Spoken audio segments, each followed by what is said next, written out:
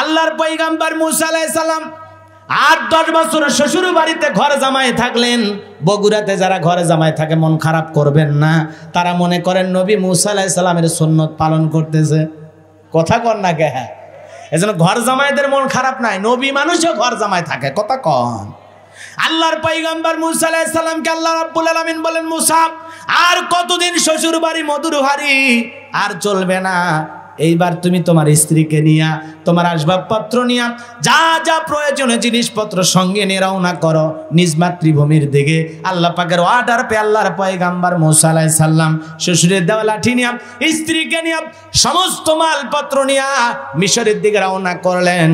তুর পাহাড়ে যখন আল্লাহর পয়গম্বর চলে আসলেন, আল্লাহ রাব্বুল আলামিন তুর পাহাড়ে পৌঁছার সঙ্গে সঙ্গে মূসা আলাইহিস সালামকে নবুয়ত দান করলেন। বলেন আল্লাহু আকবার।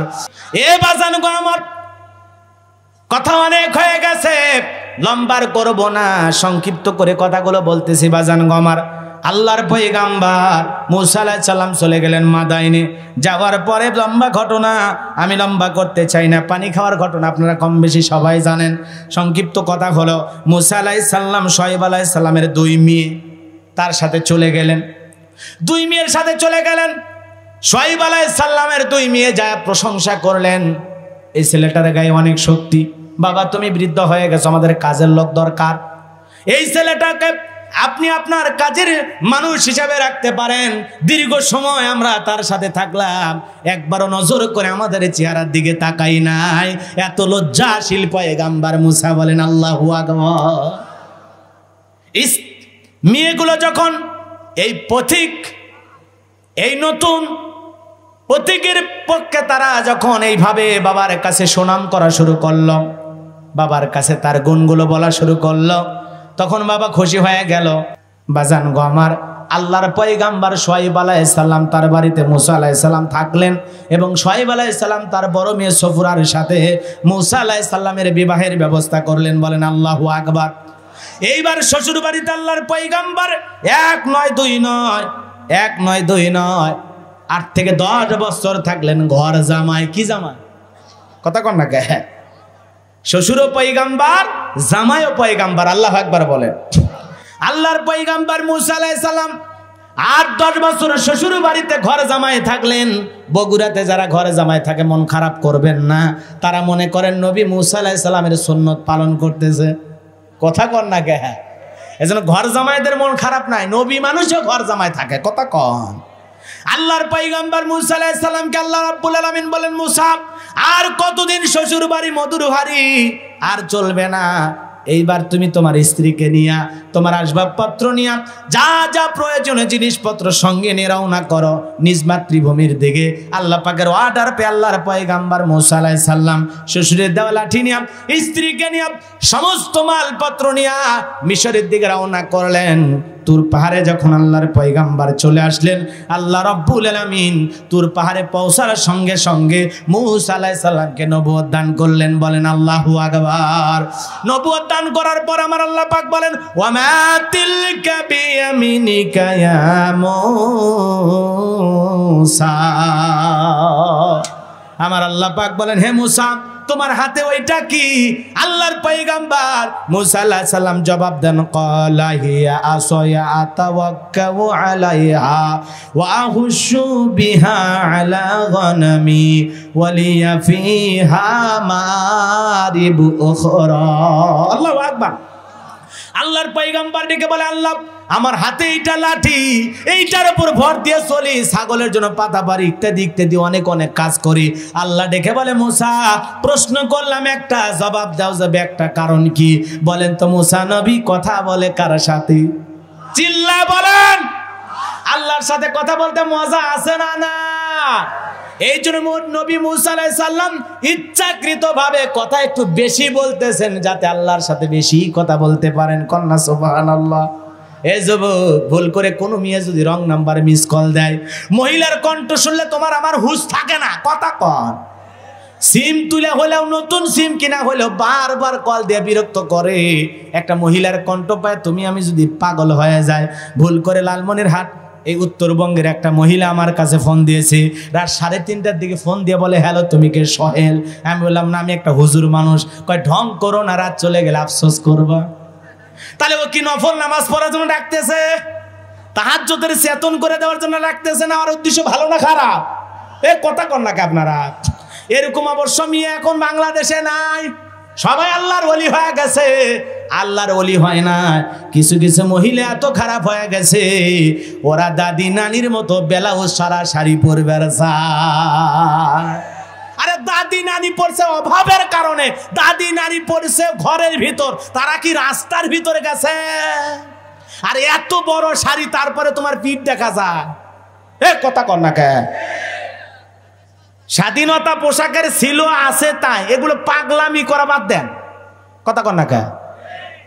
এই পৃথিবীতে আল্লাহ পাক যখন প্রথম আদম আর হাওয়াকে সৃষ্টি করেছেন, প্রথমে আল্লাহ পাক তাদেরকে জান্নাতি পোশাকের ব্যবস্থা করে দিয়েছেন। কোন সুবহানাল্লাহ। তাহলে মানুষের শুরু যেখানে, পোশাকের শুরু, পোশাক ছিল, আছে, থাকবে। এখন ওরা একটু মানে আধুনিকতার নামে, মডার্নের নামে ওরা একটু আরো খোলামেলা পোশাক পরে বলিউডের নায়িকাদের মতো অর্ধেক দেখায় পথ চলতে চায়। আরে ওরা দেখায় টাকার কারণে, আর তুমি দেখাবা ফ্রি। তোমার শরম না? এ রাগ করতেছেন আপনারা? যে যা পড়তেছে, বোরকা যারা পড়তেছে কয় মেয়েদের ফিতে দেখে তোমরা কেন সিডিউস হও? বাপ রে বাপ, কি মোশান ওদের, কিছু একটা হয়ে গেছে। বাপ রে বাপ, অঙ্কা মহিলা মনে হয় আমাদের ঘরে নাই। তাহলে মুমিন পুরুষ তারা অন্য নারীর দিকে তাকাবে? জোরে বলেন, তাকানো যাবে? তাকানো যাবে না। ওরা যা খুশি পোশাক পরে ঘুরুক, কোনো সমস্যা নেই, আমরা তাকাবই না ইনশাআল্লাহ। আর যে সমস্ত মা বোনেরা এই যে টিপ পইরা, কানে দুল পইরা এরকম পোশাকের আন্দোলন করতেছেন, মা আপনি যা খুশি পরেন। এই যে টিপ পরছেন, কেউ কারো মাথা ব্যথা আছে? আপনি যদি পুরুষ হইয়াও মহিলাদের পোশাক পইরা টিপ লাগায় হিজড়ে হইয়া ঘরেন, তা আমার কি? ঘরেন। এই যে বিশ্ববিদ্যালয়ের ক্যাম্পাসগুলোতে দেখেন তো, কি জোড়ায় জোড়ায় বসে আছে, মনে হয় কাজী অফিস থেকে আজকে আসছে। বাদাম ফাটে ফেটে খিলেচ্ছে, খা, তোদের পুষ্টির অভাব, খা। কথা কন ঠিক কি না? কেউ তো কিছু কয় না। আজকে সমাজের এই কথাগুলো বলতে গেলে সমস্যা। আল্লাহ আমাদের হেদায়েত দান করুক, জোরে বলেন আমিন। এই যে বিনোদনের জায়গাগুলো যাওয়া যায় ভাই, যাওয়া যায়, মহিলাদের অত্যাচার। আর এই যুবক আর যুবতী কন্ট্রোল করাই যাচ্ছে না। এরা এত প্রেমের পাগল হয়ে গেছে, মনে হয় লাইলি মজনু দিবস চলতেছে। এখন প্রেম করে ছেলে আর মেয়েকে গ্রহণ করে না। এখন ছেলের বাড়িতে এসে আন্দোলন করে বলতেছে আমার 3 মাস। ভাই বিয়ে হয়েছে, কাবির নামা, কয় কিছুই নাই। তা তো 3 মাস হয় কেমনে রে? এই তোর লজ্জা না? রাগ করতেছেন? এলে বাস্তবতা বাজান, বাস্তবতা। আজকে যে প্রেম শুরু হয়ে গেছে, কয় কি মালয়েশিয়ার তরুণী যুবকের টানে বাংলাদেশ। প্রতিদিন দেখবেন খবর আছে, করছে সে কি লন্ডনের যুবক প্রেমের টানে বাংলাদেশে, ভুটানের যুবক টান, ভারত থেকে 2টে আছে, 2টে একটাও পায়নি। ওরা ব্যর্থ হয়ে ঘুরে গেছে, ওরা এখন দেবদাস হয়ে গেল। কথা কোন ঠিক কিনা? বাংলাদেশেরও বলে একজন গেছে ভারত, যুবক ভারতে গেছে মেয়ে খুঁজবে, পরে যায় দেখে এলে ফ্যাক আইডি, ভুয়া। এলে কিসের প্রীতি? বিয়ের আগে প্রেম ভালোবাসা জায়েজ না হারাম? আর হারামের মধ্যে কোনো স্বস্তি নাই, কোনো শান্তি নাই, কোনো সামাজিকতা নাই। এটা নোংরামি, নোংরামি, নোংরামি। কথা বলে ঠিক কেন? যুবক, তুমি মুসলমান হলে তোমার চরিত্র ঠিক থাকতে হবে। তুমি বিয়ের আগে অন্য কোন নারীর সাথে পার্কে যেতে পারো না, ডেটিং করতে পারো না, খোলামেলা জায়গায় একটা অপরিচিত মেয়ের সাথে এক জায়গায় বসে তুমি গল্প করতে পারো না। তুমি মুসলমান, তোমার কলিজায় আল্লাহর ভয় থাকলে তুমি কখনো এই ধরনের অপরাধ করতে পারবা না। আজকে বাবা মার বিয়ে দেওয়াই লাগে না। যদি বিয়ের কথা বলে, আব্বা টেনশন করেন কে? কি হয়েছে? আমি তো পছন্দ করে রাখছি, কোনটা নিয়ে আসবো কোন? মানে কয়টা যে সিরিয়ালে আছে ও শয়তান ভালো জানে। মেয়ে কলেজ ইউনিভার্সিটিতে পড়ে, বাবা চিন্তা করতেছে মা আর 1 বছর গেলেই তো ফাইনাল পরীক্ষা দিয়ে পাস করবা, তো ছেলে খোঁজা শুরু করি। আব্বা এটা নিয়ে টেনশন কে? ও কাম তো আমি 3 বছর আগেই সারছি। আছে না এরকম খবর? আল্লাহ আমাদের হেদায়েত দান করুক, জোরে কোন আমিন। মুসা আলাইহিস সালামের কথা মনে আছে না? না, মুসা আলাইহিস সালাম ডেকে বলেন, আল্লাহ আমার হাতে এটা লাঠি, এইটার উপর ভর দিয়ে চলি, ছাগলের জন্য পাতা পারি, অনেক অনেক কাজ করি। আল্লাহ ডেকে বলে, মুসা ওইটা দিয়ে এতদিন পাতা পেরেছো, ছাগলের জন্য কাজ করেছো, ভর দিয়ে চলেছো, ওই লাঠি দিয়ে আরো কি কাজ হয় আমি আল্লাহ এবার দেখাবো। বলেন আল্লাহু আকবার। এরপরে আল্লাহ পাক বলেন, ক্বালা আলকিহা ইয়া মূসা। আমার আল্লাহ ডেকে বলে, মুসা তোমার হাতের লাঠিটা তুমি নিক্ষেপ করো। আল্লাহর পয়গাম্বার আল্লাহর ওয়ার্ডার পেয়ে হাতের লাঠিটি নিক্ষেপ করলেন। ফাআলকাহা ফাইযা হিয়া হাইয়াতুন তাসআ। সঙ্গে সঙ্গে হয়ে গেল বিশাল একটা অজগর সাপ। মুসা নবী বলে, বাপরে বাপ, এ যে জাতের সাপ, আমার বংশ করে দিবে সাপ। এই কথা বলে জোরে মারছে লাফ। আল্লাহ বলে, মুসা দৌড়াইও না, থামো থামো। মুসা নবী ডেকে বলে, আল্লাহ যে কায়দার বড় সাপ হয়ে গেছে, থাকলে তো আমারে খেয়ে ফেলে দেবে। আমার আল্লাহ ডেকে বলে, মুসা ক্বালা খুযহা ওয়ালা তাখাফ সানুঈদুহা সিরাতাহাল উলা। আল্লাহু আকবার। মুসা তুমি ভয় পেও না, তুমি টেনশন করো না, যেই লাঠিকে ফেলে দেওয়ার কারণে সাপ হয়ে গেছে, আবার সেই সাপের দিকে হাত বাড়াও, আমি আল্লাহ তাআলা পূর্বের মতো লাঠি বানায়া দেব। আল্লাহু আকবার। ভয়ে ভয়ে ভয়ে ভয়ে এরকম ধরতেছেন, যেই ধরতে গেছেন আবার সেই লাঠি হয়ে গেছে। বলেন আল্লাহু আকবার। এরপরে আমার আল্লাহ পাক বলেন, ওয়াতুগুম ইয়াদাকা ইলা জানাহিকা তাখরুজ বাইদা মিন গায়রি সুইন আয়াতান উখরা। আল্লাহ ডেকে বলে, মুসা এইবার তোমার হাত বগলের নিচে ঢুকাও, তোমার ডান হাতটা বগল নিচে ঢুকানোর পরে হাতটা বের করো, কোনো দোষ ছাড়াই আমি আল্লাহ তাআলা উজ্জ্বল সুন্দর চমৎকার দেখাবো। এই যে দেখাইলাম, এই যে কুদরতের দুইটা নিদর্শন দান করলাম, লিনুরিয়াকা মিন আয়াতিনাল কুবরা। আল্লাহু আকবার। এই যে কুদরতের দুইটা নিদর্শন দান করলাম, লাঠি ফেলে দিলে সাপ হয়, আর বগল নিচে হাত ঢুকাইলে চমৎকার উজ্জ্বল সাদা সুন্দর দেখায়। এই যে দুইটা মুজিজা দান করলাম, কি দান করলাম? জোরে বলেন, কি দান করলাম? এই যে কুদরতের দুইটা মুজিজা দান করলাম, এইবার তোমার দায়িত্ব, ইযহাব ইলা ফিরআউনা ইন্নাহু তাগা। আল্লাহ ডেকে বলে, মুসা এইবার তোমার দায়িত্ব, ফিরাউন সীমা লঙ্ঘন করেছে, ওর পাপের 16 কলা পূর্ণ হয়ে গেছে, ও দীর্ঘদিন ক্ষমতায় থাকা ঘরের ভিতরে মূর্তি ঢুকাইয়া দিয়েছে, ও জনগণের সাথে জুলুম অত্যাচার করেছে। যা বলো ফিরাউন দে, তোর বানানো আইন দিয়ে আর সমাজ রাষ্ট্র পরিচালনা হবে না, এখন মিশর পরিচালনা হবে আল্লাহর আইন দিয়া। ফিরাউন সীমা লঙ্ঘন করেছে, নিজেকে রব বলে দাবি করেছে, আর ওকে ছাড়া দেওয়া যাবে না। এইবার তোমার দায়িত্ব, ফিরাউনের কাছে দিনের দাওয়াত নিয়ে যাও। আল্লাহু আকবার। আল্লাহ ডেকে বলে, মুসা আলাইহিস সালাম ডেকে বলে, আল্লাহ আপনি কি ভুলে গেছেন কি? বলে, আপনি জানেন না আমি ওর দরবারে মার্ডার কেসের আসামি, গেলে তোমারে ফাঁসি দিয়া দেবে, মামলা তো রেডি করাই আছে। আল্লাহ ডেকে বলে, মুসা ভয় পেও না, আমি আল্লাহ পাক যারা আমার প্রিয় হয় আমি তাদেরকে ফাঁসির হাত থেকে বাঁচাই। কোন জালেম তাকে ফাঁসি দিয়ে মারতে পারবে না, আগুনে পোড়াইয়াও মারতে পারবে না, পানিতে ডুবাইয়াও মারতে পারবে না, মিথ্যা মামলা দিয়েও মারতে পারবে না। আল্লাহু আকবার। আমি আল্লাহ যাদেরকে ভালোবাসি তাদেরকে এত সহজে কেউ শেষ করতে পারবে?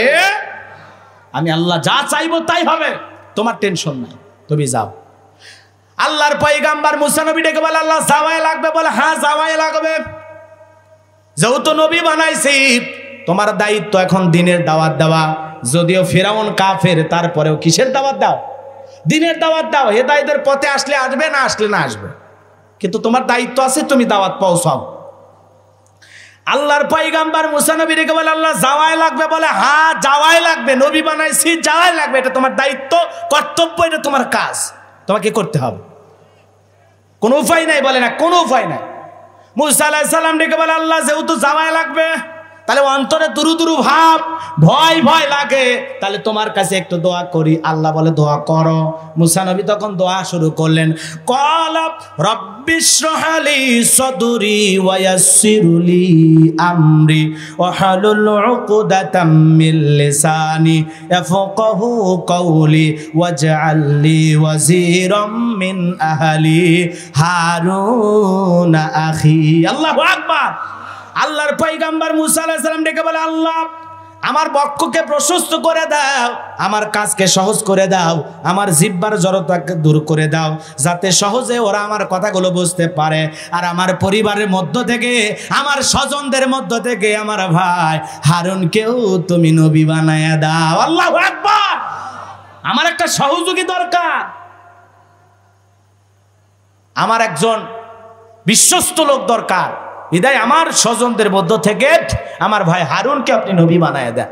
আল্লাহ দোয়া কবুল করলেন, বলেন আল্লাহু আকবার। মুসা আলাইহিস সালামের দোয়া আল্লাহ পাক কবুল করলেন। তাই ভাই হারুন আলাইহিস সালামকে আল্লাহ রাব্বুল আলামিন নবুয়ত দান করলেন। এরপরে হারুন আলাইহিস সালামকে সঙ্গে নিয়ে আল্লাহর পয়গম্বর মুসা আলাইহিস সালাম ফিরাউনের দরবারে দ্বীনের দাওয়াত নিয়ে চলে গেল। দুইজন মিলে যখন ফিরাউনের রাজ দরবারে দাওয়াত নিয়ে চলে গেল, আল্লাহর পয়গম্বর মুসা আলাইহিস সালাম দ্বীনের দাওয়াত নিয়ে চলে গেল। যাওয়ার পরে ফিরাউনের দরবারে আল্লাহর পয়গম্বর বলতেছেন, ওয়াকালা মুসা ইয়া ফিরআউনু ইন্নী রাসূলুম মির রাব্বিল আলামিন। মুসা আলাইহিস সালাম বলেন, হে ফিরাউন, আমি বিশ্বের রবের প্রতিপালকের একজন রাসূল। আল্লাহ আমাকে রাসূল বানাইছেন, নবী বানাইছেন। এই কথা শোনার পর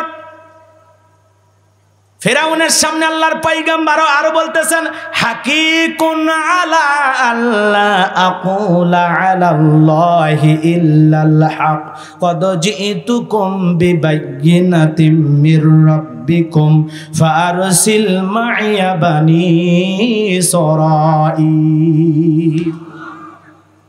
আমি আমার রবের ব্যাপারে, প্রতিপালকের ব্যাপারে যা বলবো সত্য বলবো, সঠিক বলবো। বিদায় আমি তার কাছ থেকে, তার পক্ষ থেকে সুস্পষ্ট প্রমাণ এবং দলিল নিয়ে তোমার সামনে হাজির হয়েছি।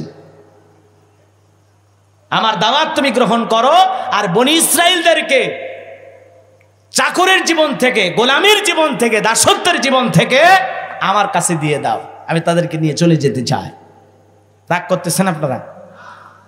পুরো ঘটনাটা পবিত্র কোরআনুল কারীমের ভিতরে আল্লাহ পাক সুন্দর করে তুলে ধরেছেন। আল্লাহু আকবার বলেন। এই যে এতক্ষণ বিষয়গুলো আপনাদের সামনে নিয়ে আসলাম, এগুলো তো ছোটবেলার ঘটনা ছিল। এখন বড় হওয়ার পরে, পয়গম্বর নবী হওয়ার পরে দাওয়াত দিলেন কিভাবে, ঘটনা সব যদি বলতে চাই আরো কমপক্ষে 3-4 ঘন্টা ওয়াজ করা লাগবে, কিন্তু এত সময় তো আমার হাতে নাই। সংক্ষিপ্ত করে কথা বলতে চাই। মুসা আলাইহিস সালাম ফিরাউন সামনে যখন চলে গেলেন, ফিরাউন তখন বলতেছে, সত্যি যদি তুমি নবী হয়ে থাকো, ক্বালা ইন কুনতা জিতা বিআয়াতিন ফাতি বিহা ইন কুনতা মিনাস সাদিকিন। আল্লাহু আকবার। সত্যি যদি তুমি নবী হয়ে থাকো, তোমার কাছে যদি সুস্পষ্ট কোনো দলিল প্রমাণ থাকে, তাহলে আমার সামনে উপস্থাপন করো। দেখতে চাই কি দলিল আছে, তুমি যে নবী তার প্রমাণ কি দেখাও। মুসা আলাইহিস সালাম আল্লাহ পাক যে 2টা মুজিজা দান করেছেন, সেই 2টা মুজিজা, 1 নাম্বার লাঠি ফেলে দিলেন, সাপ হয়ে গেল বিশাল। ফিরাউন দেখতেছে, তার পরিষদ বর্গের লোকেরা দেখতেছে। এরপরে বগল নিচে হাত ঢুকাইলেন, ধবধবে উজ্জ্বল সাদা সুন্দর দেখাইল। এমন দৃশ্য দেখার পর ফিরাউনের দরবারে যত লোক ছিল সবাই বলতেছে, এই ছেলেটা নিঃসন্দেহে বড় একটা জাদুকর। কি পয়গম্বর দেখাইতেছে মুজিজা, আর ওরা বলে এগুলো কি জাদু, এ ছেলে জাদুকর। ফিরাউনের পরিষদ বর্গের লোকেরা বলতেছে, ওর ভাই আর ওকে ছেড়ে দেন, এখন আপাতত টাটকি কিছু বলার দরকার নাই, একটু ওদেরকে ছেড়ে দেন। কি করব আমরা? গোপনে কৌশল করব। আপাতত আমাদের গোপন টেবিল বৈঠক আছে, মিটিং আছে, কিভাবে সাইজ করা যায়, মুসা আর হারুনও কিভাবে তাদের দাওয়াত বন্ধ করা যায়। ওরা জাদু দেখায় এই সমাজে রাজত্ব নিতে চায়, আমাদেরকে ভীতি প্রদর্শন করতে চায়। আমরা তো ভয় পাই নাই। কথা কন না কেন? শয়তানকে আপনি যতই ভালো কিছু বলেন, শয়তান তো শয়তানই। কথা কন না কেন? ওর কাছে ভালো মানুষই কি খারাপ মানুষই কি? শয়তান শয়তানি করার জন্য যা খুশি তাই করতে পারে। কথা কন না আপনারা? ক্লিয়ার করা লাগবে নাকি? শয়তান যা খুশি তাই করতে পারে। ভালো করে বোঝার চেষ্টা করবেন মুসলমান। এইবার আল্লাহর পয়গাম্বর মুসা আলাইহিস সালামকে ছেড়ে দেওয়ার পর ওরা বলল জাদুর মোকাবেলা হবে জাদু দিয়া। এদেশে জাদুকর অভাব নাই। তারা শহর বন্দর থেকে ইয়াতু বিকুল্লি সাহিরিন আলিম, শহর বন্দর থেকে তারা ৮০,০০০ জাদুকর রেডি করলো। কয় হাজার? হাজার হাজার জাদুকর তারা শহর বন্দর থেকে নিয়ে আসলো। নিয়ে এসে তাদেরকে বলতেছে, শোনো, আমার দেশে একটা ছেলে বের হয়েছে, নাম হলো মুসা। সে আমাদেরকে জাদু দেখাইছে। তোমরা যদি জাদু দিয়া তাকে পরাজিত করতে পারো তাহলে তোমাদের পুরস্কার আছে। সমস্ত লোকেরা বলতেছে, ক্বালা নাআম ওয়া ইন্নাকুম লামিনাল মুকাররাবিন, আপনি তো আমাদেরকে পুরস্কার দেবেন, বুঝলাম, তো পুরস্কারটা কি? যদি পরাজিত করতে পারি আপনার শত্রুকে, কি দেবেন? ফেরাউন তখন ডেকে বলে, আমি তোমাদেরকে আমার রাজ দরবারের খাস লোক হিসাবে, একেবারে কাছের লোক, দলীয় লোক বানায় নেব। কথা কন না? একবারে আমার খুব কাছে থাকবা, এ দরবার ছেড়ে আর যাওয়াই লাগবে না, তোমরা আমার আত্মীয়র মতো থাকবা, আপন লোক হয়ে থাকবা। কথা কন না? আচ্ছা, একটা বাদশা যদি এই অফার দেয়, আর কিছু লাগে? এ কথা কন না, কার কিছু লাগে? আর কিছু লাগে? আপনি কি মনে করতেছেন? হ্যাঁ, কি ভাবতেছেন? লোকটা ছিল কোনো মতে চলতো, আজকে সেই লোক ৫ তলা বাড়ি করে, দামি দামি গাড়ি না ঘরে। কেমনে? হ্যাঁ, কথা কন না? খায় লুটপাট দুর্নীতি না করলে এগুলো টাকার মালিক হওয়া যায়? রাগ করেছেন মনে হয় নাকি? ভারতে হইতে মসজিদ ভেসে উঠেছে, এরকম এই নেতার বাড়িও ভেসে উঠছে নাকি? কর আল্লাহ আমাদের হেদায়েত দান করুক। একটু বুঝবেন, একটু বুঝবেন, সত্য যেটা সবসময় সুন্দর। কথা কন না? কেন? মিথ্যা সবসময় পরাজিত। নাস্তিক, বেঈমান, ইসলাম বিরোধী অপশক্তি, ওদের পরাজয় অবশ্যই হবে, আর ইমানদারদের বিজয় সুনিশ্চিত ইনশাআল্লাহ। ভয় পাইন না, ভয় পান, একটু সাহসালা হ। বেশি ভয় পাইলে ঘাড়ে আরো চেপে বসবে, ঘাড় ঘুরেতে পারবেন না, কবে এদিক করবেন, এদিক সোজা করে দিবে। কথা কন ঠিক কেনা? এই জন্য প্রতিবাদ করতে হবে, সাহসী হতে হবে। রাগ করতেছেন আপনারা? কষ্ট পাইছেন?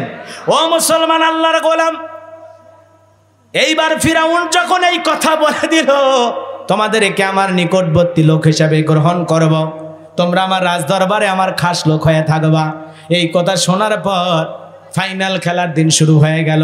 আল্লাহর পয়গাম্বর মুসা আলাইহিস সালাম, হারুন আলাইহিস সালাম এক জায়গায় দাঁড়ানো, আর ফিরাউনের সেই সমস্ত লোকের এক জায়গায় দাঁড়ানো।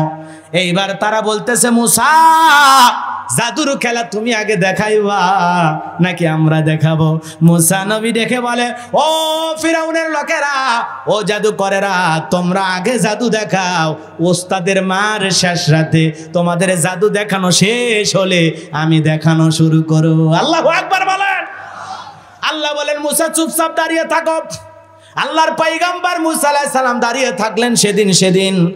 যেদিন তারা জাদু নিক্ষেপ করলো, সত্যি সত্যি বাঘ বানাইলো, ভাল্লুক বানাইলো, আগুন বানাইলো, রশি বানাইলো, এমনকি মানুষের চোখে পর্যন্ত তারা জাদু নিক্ষেপ করলো।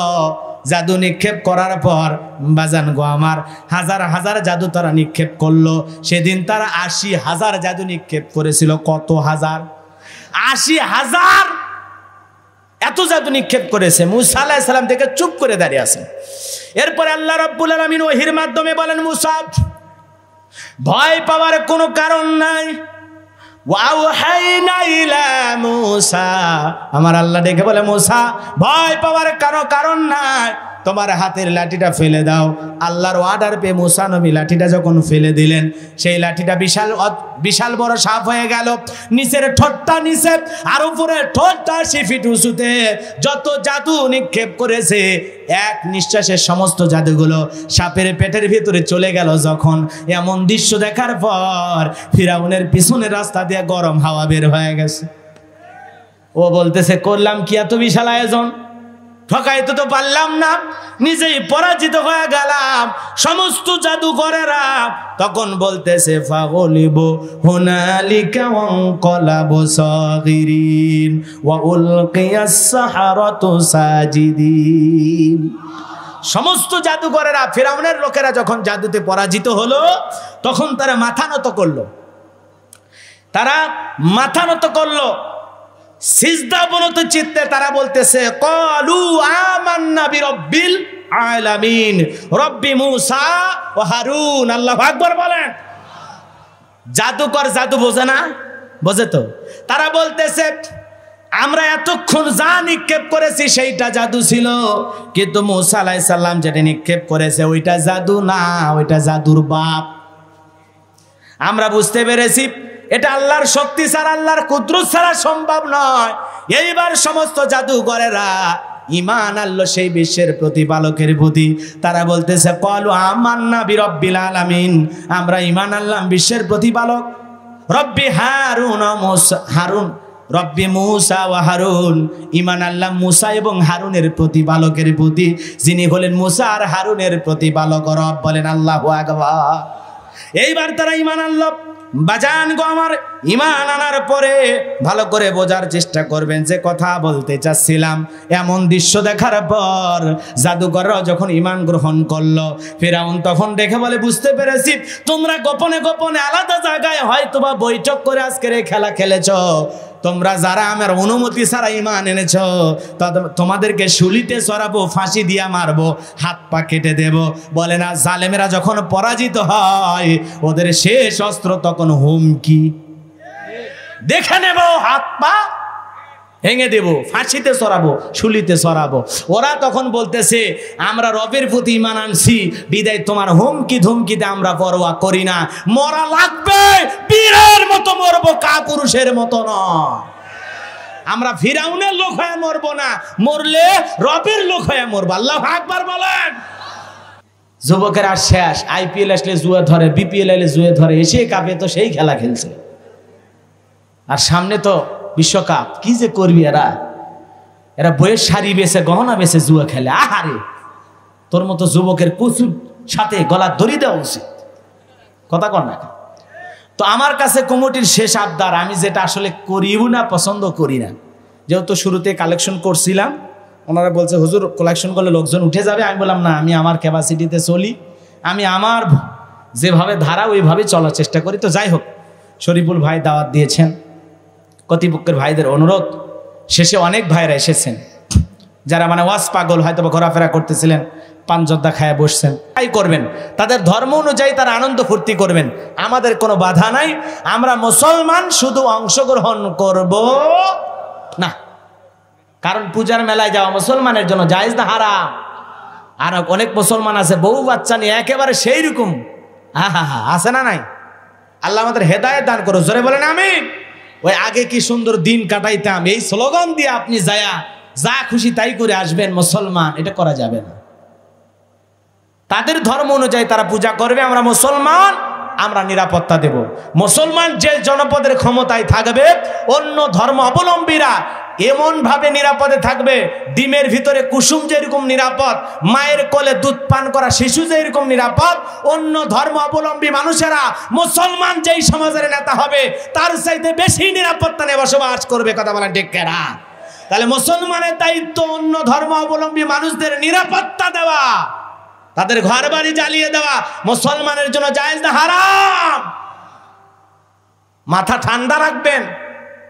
অন্য ধর্ম অবলম্বী ভাইদেরকে ভালোবাসতে হবে, তাদের সাথে এমন সুন্দর আচরণ করতে হবে যাতে আপনি মুসলমান, আপনার আখলাক, আপনার ব্যবহার, আপনার চলাফেরা দেখে অন্য ধর্ম অবলম্বী মানুষেরা যেন কালেমা পড়ে মুসলমান হয়। কথা বলেন ঠিক কিনা? এমন উত্তম আখলাক আমাদের হওয়ার দরকার আছে না নাই? আল্লাহ আমাদের কবুল করুন, ছিলে বলেন আমিন। জালিম ফিরাউনের পতন করেছেন কে? জোরে বলেন কে? আল্লাহ রাব্বুল আলামিন সূরা ইউনূসের 90 এবং 91 নম্বর আয়াতে সেই কথা বলেছেন। যে কথা বলতে চাচ্ছিলাম, ফিরাউনের মতো জালিমকে আল্লাহ পাক তার লোকজন সহ দরিয়ার ভিতরে চুবায়া পানি খাওয়ায়া জমিন থেকে বিদায় করেছেন কে? আরো জোরে বলেন কে? মূসা এবং তার দলবলকে দরিয়ার ভিতরে রাস্তা তৈরি করে দিয়ে আল্লাহ পাক মুমিনদেরকে, ইমানদারদেরকে নিরাপদে দরিয়া পার করে দিয়েছেন। বলেন আল্লাহু আকবার। এই জন্য মুমিনদের কোনো ভয় নাই। মুমিনেরা বিপদে পড়লে মুমিনদের সাহায্যকারী কে? আরো সরে বলেন কে? এই জন্য আমরা মুমিন যদি হয়ে থাকি অবশ্যই আল্লাহর সাহায্য আমাদের জন্য আসবে। আল্লাহ পাক আমাদের সবাইকে মুমিন হওয়ার তৌফিক দান করুন। সকলে বলুন আমিন। ফিরাউন শুধুমাত্র দরিয়ার ভিতরে চুবাইনি, ও চুবানোর সময় তখন বলতেছে ক্বালা আমানতু আন্নাহু লা ইলাহা ইল্লাল্লাযী আমানাত বিহি বানু ইসরাঈল ওয়া আনা মিনাল মুসলিমিন। আল্লাহ, সেই বানি ইসরাইলেরা যে আল্লাহর প্রতি ঈমান আনছে, আমিও সে আল্লাহর প্রতি ঈমান আনলাম। আপনি ছাড়া কোনো মাবুদ নাই, আর আমি ঘোষণা করলাম আমি মুসলমান। আল্লাহ আর চুবায়ও না। কন্ত ফেরাউন যখন চুবানি খাচ্ছে ওই সময় যদি ঈমান আনে, আল্লাহ কি গ্রহণ করবে? তখন আল্লাহ রাব্বুল আলামিন পবিত্র কুরআনুল কারীমের ভিতরে স্পষ্ট করে বললেন, আল আনা ওয়া ক্বাদ আসাইতা ক্বাবলু ওয়া কুনতা মিনাল মুফসিদিন। এখন চুবানি খাওয়ার সময় নিঃশ্বাসটা যখন বের হয়ে যাবে, আযাব যখন তোমার উপর এসেছে, এই সময় তুমি বলতেছো আমি মুসলমান হলাম, ঈমান আনলাম। তোর মতো মুসলমানকে আমি আল্লাহ কবুল করলাম না, এই সময় তোর ঈমান আমি আল্লাহ গ্রহণ করলাম না। তবে শোন, তোর লাশটা আমি দুনিয়াতে রেখে দেব, যাতে পৃথিবীতে তোর মতো জালেম যারা হতে চায় তারা যেন তোর লাশ দেখে শিক্ষা নেয় যে এই সেই জালেম ফেরাউন মূসা নবীর উপরে অত্যাচার করেছিল, তার কওমের উপর অত্যাচার করেছিল, নিজের স্ত্রীর উপর অত্যাচার করেছিল, দাসীর উপর অত্যাচার করেছিল, ঘরে ঘরে মূর্তি ঢুকায় দিয়েছিল, নিজেকে রব বলে দাবি করেছিল। আজও মিশরের জাদুঘরে সেই জালেম ফেরাউন শুটকি হয়ে আছে। কথা কোন ঠিক কিনা? মুসা প্রেমিক যারা আছে ওই জাদুঘর যখন দেখতে যায়, পায়ের স্যান্ডেল খুলে মারে আর কয় এই সেই ফেরাউন, মার জুতা। কথা কন না কে? শুটকি ফেরাউনক যদি জুতা মারে, জেতা ফেরাউনক পালে ওরা চামড়াও খুঁজে পাওয়া গেল না হলে। কথা কন ঠিক কিনা? এই জন্য আজকের পৃথিবীর জমিনে যারা জালেম আছে, ইমানদারদের উপর অত্যাচার করে, মুমিনদের উপর অত্যাচার করে, হক্কানি উলামা ইকরামদের অত্যাচার করে, যারা পৃথিবীর মানচিত্র থেকে ইসলাম আর মুসলমানকে বিদায় করে দিতে চায়, মনে রাখবেন নমরুদের জায়গা হয় নাই, ফিরাউনের জায়গা হয় নাই। আজকে যারা ইসলাম আর মুসলমান নিয়ে খেলতে চায়, মনে রাখবেন আপনাদেরও জায়গা পৃথিবীর ভূখণ্ডে হবে না। আল্লাহ পাক শেষ বিজয়ের হাসি মুসলমানদেরকে হাসাবেন ইনশাআল্লাহ। সর্বশেষ 1 মিনিট, এই যে মুখে এটা কি কথা কন, মুখের ভিতরে দাঁত আছে, সাথে আর একটা দুর্বল নরম আছে, এটার নাম কি? জিহ্বা। বলেন তো, মাঝে মাঝে দাঁতের ফাঁকে যখন ময়লা আটকে যায়, এই দুর্বল জিহ্বা ওই ফাঁকের জায়গায় ওই ময়লা আবর্জনা যেটাতে আটকে গেছে বারবার ওই জায়গায় নক করে দাঁতকে বিপদ মুক্ত করে, দাঁতের উপকার করে। কথা বলেন ঠিক কিনা? কিন্তু এই বেঈমান দাঁত সুযোগ পাইলে মাঝে মাঝে নরম জিহ্বারে কি করে? কামড় মারে, রক্ত ঝরায়, রিমান্ডে নেয়, নির্যাতন করে।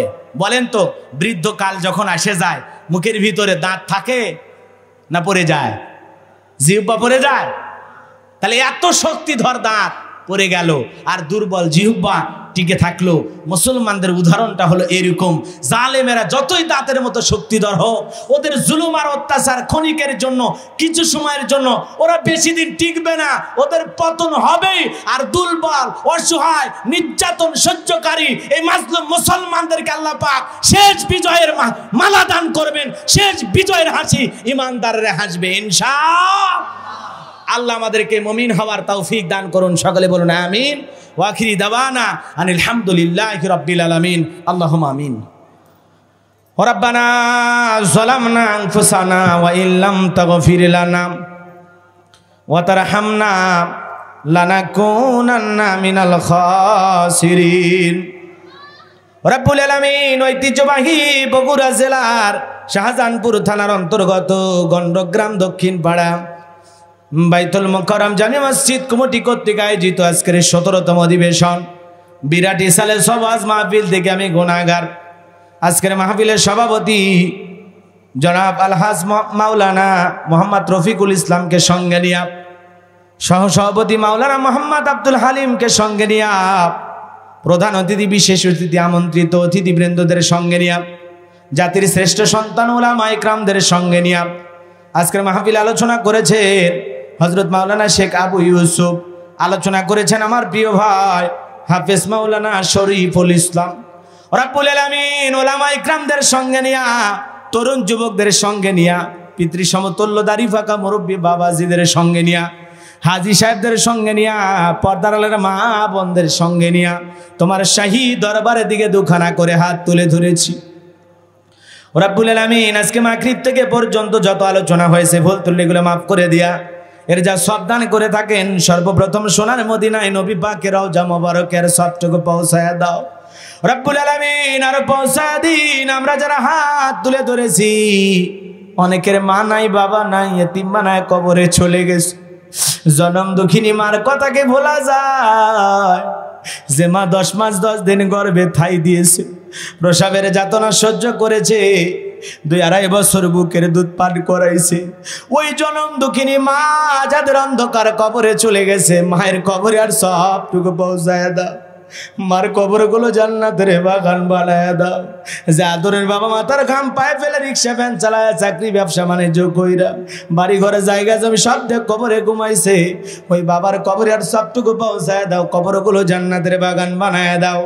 রব্বির হামহুমা কামা রাব্বায়ানি সগীরা রব্বির হামহুমা কামা রাব্বায়ানি সগীরা। আমাদের মাতা পিতা যাদের বেঁচে আছে আল্লাহ হায়াত বাড়ায়া দাও, পিতা মাতার খেদমত করে জান্নাত অর্জন করা তৌফিক দিয়ে দাও। যাদের মাতা পিতা অসুস্থ শেফায়ে কামেলা আজলা দান করো। আমাদের পরিবার পরিজন আত্মীয় স্বজন পাড়া প্রতিবেশী যারা কবরে চলে গেছে মাফ করে দাও, কবরগুলো জান্নাতের বাগান বানায় দাও। আমরা যারা হাত তুলে ধরেছি দুনিয়ার মহাব্বতে পড়ে, দুনিয়ার মায়া জালে পড়ে, দিনের আলোতে রাতের আধারে গোপনে প্রকাশে অনেক গুনাহ করেছি রে মাবুদ। তুমি গাফফার, আমরা সবাই গুনাহগার। তুমি মনিব, আমরা সবাই তোমার গোলাম। আল্লাহ আমাদের সকলের তামাম জিন্দিগির গুনাহগুলো মাফ করে দাও আল্লাহ। ওই কঠিন কবর আযাব থেকে মুক্তি দাও, ওই কঠিন জাহান্নামের আগুন থেকে আমাদের মুক্তি দাও। রব্বানা সরিফ আন্না আযাবা জাহান্নাম ইন্না আযাবাহা কানা গরামা। ربنا آتنا في الدنيا حسنة وفي الآخرة حسنة وقنا عذاب النار اللهم اجرني من النار اللهم اجرني من النار। বাড়িতে আগুন লাগলে দেখে আমরা ভয় পাই, শরীরের আগুন লেগে কোথাও পুড়ে গেলে যন্ত্রণা সহ্য হয় না। এই শরীরটা যদি জাহান্নামের আগুনে জ্বলে রে মালিক, কেমনে সহ্য করবো? আমাদের তুমি মাফ করে দাও। ওই কঠিন জাহান্নামের আগুন থেকে মুক্তি দাও, ওই জাহান্নামের আগুন থেকে আমাদের মুক্তি দাও আল্লাহ। আজকের মাহফিলের জন্য নগদে বাকিতে যারা টাকা পয়সা দান করেছে আল্লাহ কবুল করো। কেউ 10,000, কেউ 5,000, কেউ 2,000, 1,000, 10, 20, 50 যে যা দিয়েছে, সিমেন্ট দিয়েছে, আল্লাহ দান কবুল করে দাও। যে যতটুকু দান করেছে আল্লাহ দানের বিনিময়ে কঠিন কিয়ামতের ময়দানে তোমার আরশের নিচে ছায়া দান করিও। আমলনামা ডান হাতে দান করিও, নবীজির হাতে 1 পেয়ালা করে হাউজে কাউসারের পানির ব্যবস্থা করে দিও। মিজানের পাল্লায় নেকির ওজন ভারী করে দিও। ফুলসিরাতের পথ বিদ্যুতের গতিতে পার করাইয়া দিও আল্লাহ। কঠিন হাসরের ময়দানের সমস্ত ফিতনা থেকে আমাদেরকে তুমি হেফাজত করো আল্লাহ। আজকের মাহফিলের মসজিদের জন্য যারা দান করেছে আল্লাহ দানগুলো কবুল করো। জান্নাতি বালাখানা তাদের জন্য বরাদ্দ করো আল্লাহ। আমার প্রিয় শরীফুল ভাইকে আল্লাহ কবুল করো, হায়াত বাড়ায় দাও আল্লাহ। তার কণ্ঠকে সারা বিশ্বের জন্য কবুল করো। শেখ আবু ইউসুফ আমার ভাগিন, আল্লাহ তার হায়াত বাড়ায় দাও আল্লাহ। তার জবানকে তুমি কবুল করো। সভাপতি বাবাজি ছেলের জন্য দোয়া চেয়েছে, আল্লাহ তার ছেলের হায়াত বাড়ায় দেন, পরিবার পরিজনকে হেফাজত করেন।